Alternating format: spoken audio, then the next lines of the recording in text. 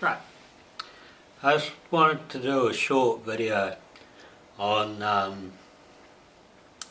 antidepressants and just a piece of advice that if you're starting something new or changing your medication, it would pay to make sure that you are not left alone during the initial stages of doing it.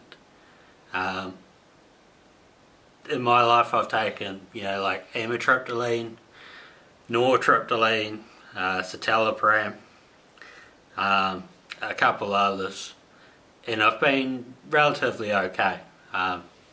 Citalopram made me, I think, psychotically happy for a while. I could have lost a limb on citalopram and I would have been really, really happy. It just wouldn't faze me.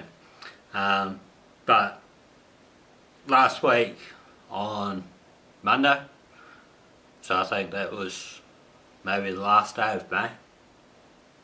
It's a bit foggy. Might be the start of June actually.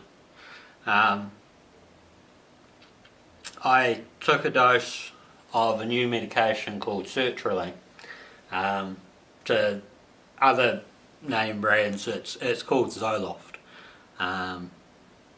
On Tuesday morning, I had to get my parents to come home because I almost collapsed in the early morning and I didn't know what was wrong.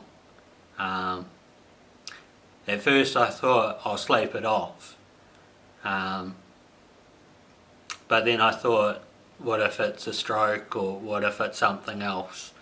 By the time my parents got back, I was shaking quite violently in my bed, although I couldn't register that I was shaking. Turns out what had happened was that I think in the States you call it serotonin syndrome. My doctor diagnosed it as a severe serotonin reaction, and that is why I can't sit still. I've got constant shakes. It gets really hard to think, and just looking up before, I don't know if it will pick it up well, but I've got like problems in my hands where I've become like extremely itchy. I think that's because the serotonin in my system has started to affect like the nerve endings in the skin. So it's like the exact same neural pathway for itching that it is for pain. So you get itchy and you just start scratching. So I just thought it would be a good idea to maybe sit down and just say that if you're going on antidepressants or you're going to change them, read up on what possible side effects will be,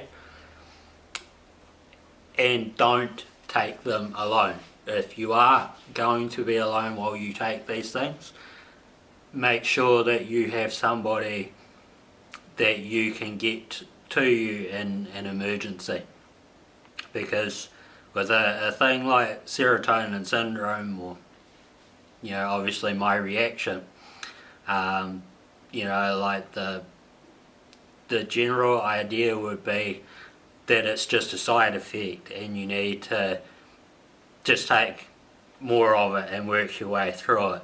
But the chances are that if I had taken a second dose of sertraline, I would have ended up hospitalised. So I was extremely lucky with that.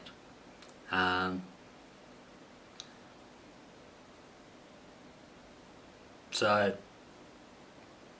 after talking with my doctor, I'll be going into a period of not being treated with anything.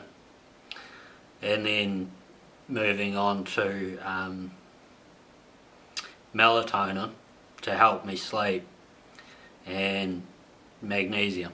So a much more natural pathway of getting through it. I don't want this to be something that's like, don't take your medication, because for some people medication really is something that helps, and what's happened to me might not be something that will happen to you. But don't be afraid to say to your doctor that you don't want to be medicated, or say to people that you don't really feel like it. If there's alternative ways to be treated, look into them if that's what you feel like doing. And just take care of yourselves.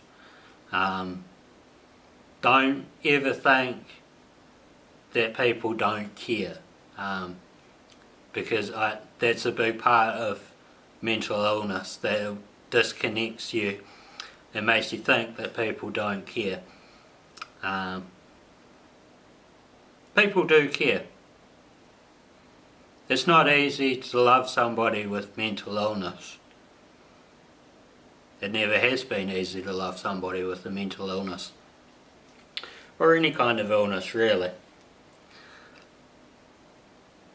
But just because people are mentally ill or have problems, it doesn't make them any less of a human being, and doesn't make them any less worthy of being loved and cared for. So just take care of yourselves, and remember that there are people out there that love you.